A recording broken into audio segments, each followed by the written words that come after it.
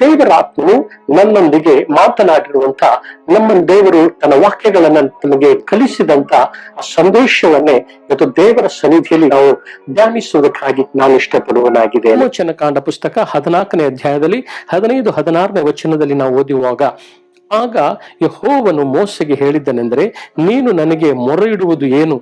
ಮುಂದಕ್ಕೆ ಹೊರಡಬೇಕೆಂದು ಇಸ್ರಾಯೇಲರಿಗೆ ಹೇಳು, ಮತ್ತು ನೀನು ನಿನ್ನ ಕೋಲನ್ನು ಎತ್ತಿ ಸಮುದ್ರದ ಮೇಲೆ ಕೈಚಾಚಿ ಅದನ್ನು ವಿಭಾಗಿಸು.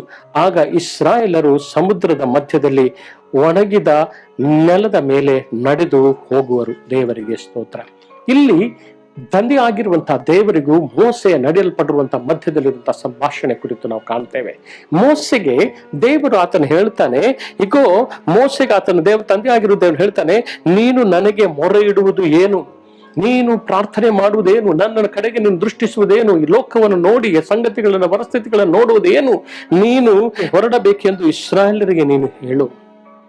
ನೀನು ಹೊರಡುವುದಕ್ಕಾಗಿ ಇಸ್ರಾಯೇಲರಿಗೆ ಹೇಳು. ನಿನ್ನ ಕೈಯಲ್ಲಿರುವಂತಹ ಕೋಲನ್ನು ನೀನು ಸಮುದ್ರದ ಮೇಲೆ ನೀನು ಚಾಚು. ದೇವರು ತಾನಾಗಿಯೇ ಏನನ್ನು ಮಾಡುವುದೇ ಇಲ್ಲ. ಮಗನೇ, ಮಗಳೇ, ಇವತ್ತು ನೀನು ಪ್ರಾರ್ಥಿಸದೇ ಇದ್ದರೆ, ನೀನು ನಿನ್ನ ಕೈಯನ್ನ ಚಾಚದೇ ಇದ್ದರೆ, ನೀನು ನಿನ್ನ ತುಟಿಗಳನ್ನು ತೆರೆದು ನೀನು ಪ್ರಾರ್ಥಿಸದೇ ಇದ್ದರೆ, ಈಗ ನಾನು ಏನನ್ನು ಮಾಡಲಿಕ್ಕೆ ಸಾಧ್ಯವಿಲ್ಲ.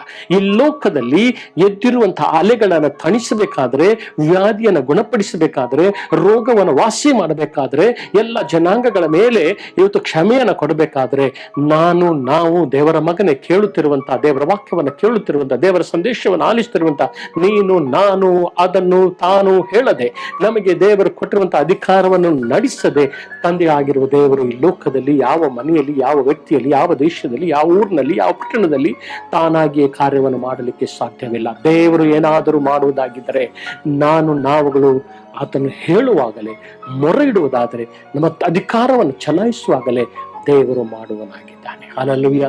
ನಿನ್ನನ್ನು ನನ್ನನ್ನು ಬಿಟ್ಟು ದೇವರು ಏನನ್ನು ಮಾಡಲು ಶಕ್ತನಲ್ಲ. ಆತನು ಶಕ್ತನೇ, ಆದರೆ ಆತನು ನಾವು ಆಜ್ಞಾಪಿಸುವ, ಆತನು ನಾವು ಹೇಳುವಾಗ ಆತನು ಮಾಡುವಂಥ ದೇವರು ಆತನಾಗಿದ್ದಾನೆ. ಹಲ್ಲೆಲೂಯಾ.